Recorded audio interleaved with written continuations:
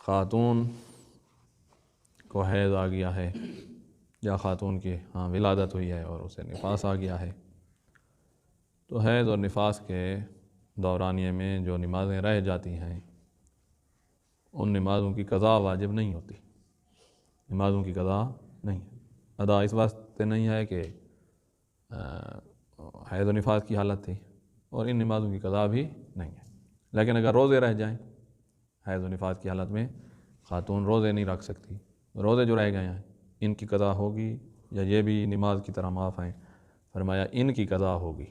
روزوں کی قضا ہوگی، نماز کی قضا نہیں ہے۔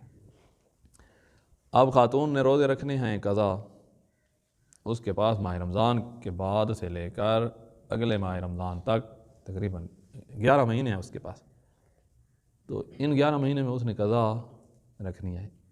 اگر نہ رکھے جان بوجھ کے، کوئی مسئلہ نہیں ہے، کوئی بیماری کوئی عذر کچھ بھی نہیں ہے، نہیں رکھے ہیں قضا روزے، تو یہ قضا روزے رکھنے ہوں گے۔ اگلا ماہ رمضان آ گیا ہے وہاں تک نہیں رکھے تو قضا روزے بھی رکھنے ہوں گے اس کے بعد، ماہ رمضان کے بعد، اور جو پورا سال ان قضا روزوں کو نہیں رکھا تو ان کا فدیہ تاخیر بھی دینا پڑے گا۔ فدیہ تاخیر یہ ہے کہ ہر روزے کا 750 گرام گندم یا آٹا، یہ گندم یا آٹا یہ جنسی دینی پڑے گی، پیسے نہیں چلیں گے۔ اگر کوئی خاتون پیسے دے تو پیسے نہیں چلیں گے، جنسی دینی پڑے گی۔ تو لہٰذا خاتون نے جو روزے رہ گئے تھے حیض نفاس کی وجہ سے، ان کی قضا اگلے ماہ رمضان تک نہیں رکھی ہے، کوئی عذر بھی اس کے بیماری وغیرہ کوئی عذر نہیں ہے، نہیں رکھی، تو اس پر اگلے ماہ رمضان کے بعد جب وہ قضا رکھے گی تو ساتھ ساتھ وہ فدیہ تاخیر بھی دے گی۔ اگر خاتون کے 7 روزے رہ گئے ہیں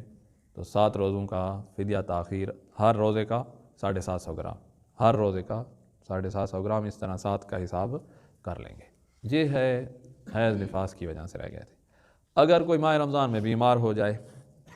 اور اس کے روزے رہ جائیں تو ماہ رمضان کے بعد وہ ٹھیک ٹھاک ہے، صحت مند ہے، تو روزے رکھے۔ اگر نہ رکھے، یا ایک بندہ پہلے کسی سفر کی وجہ سے وہ روزے ادا نہیں رکھ سکا اور اس کے بعد ماہ رمضان کے بعد قضا رکھنے تھے، فرض کرو بیمار ہو گیا ہے اب قضا نہیں رکھ سکتا، تو جان بوجھ کے قضا نہیں رکھے ہیں، یا ماہ رمضان میں سفر، بیماری نہ سفر وغیرہ کی وجہ سے رہ گئے ہیں اور بعد میں بیمار ہو گیا اور نہیں رکھ سکا، تو ان لوگوں نے بھی قضا کے ساتھ ساتھ فدیہ تاخیر دینا ہوگا۔ کہیں احتیاط واجب کی بنا پر دینا ہوگا، کہیں فتویٰ ہے کہ فدیہ تاخیر دینا ہے، تو خلاصہ یہ نکلا کہ احتیاط واجب ہو یا فتویٰ ہو، فدیہ تاخیر بھی انہوں نے دینا ہوگا اور قضا بھی کرنا ہوگا۔ ایک بندہ ہے جس کا خصوصی حکم ہے، یہ اب میں تیسری بات کر رہا ہوں، حیض نفاس والی کی بات کر لی، پھر دوسری بات کر لی، اب یہ تیسری بات کہ ایک بندہ ہے جو ماہ رمضان میں بیمار، ماہ رمضان کے بعد بھی بیمار، اس بیماری کی وجہ سے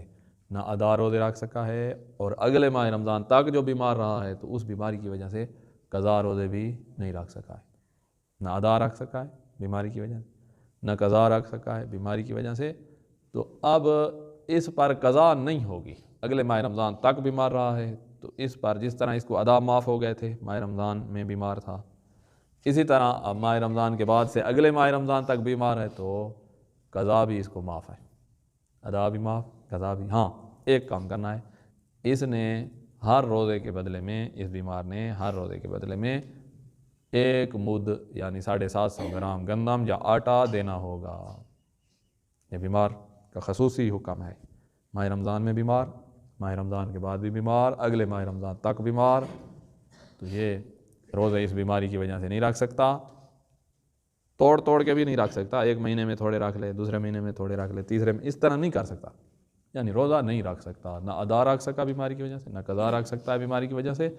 اس پر ادا بھی معاف، قضا بھی معاف،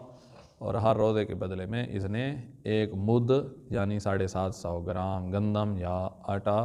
یہ جنس جو ہوتی ہے یہ دینی پڑے گی۔ پیسے نہیں چلیں گے، اگر کوئی پیسے دے تو پیسے سے کام نہیں چلے گا۔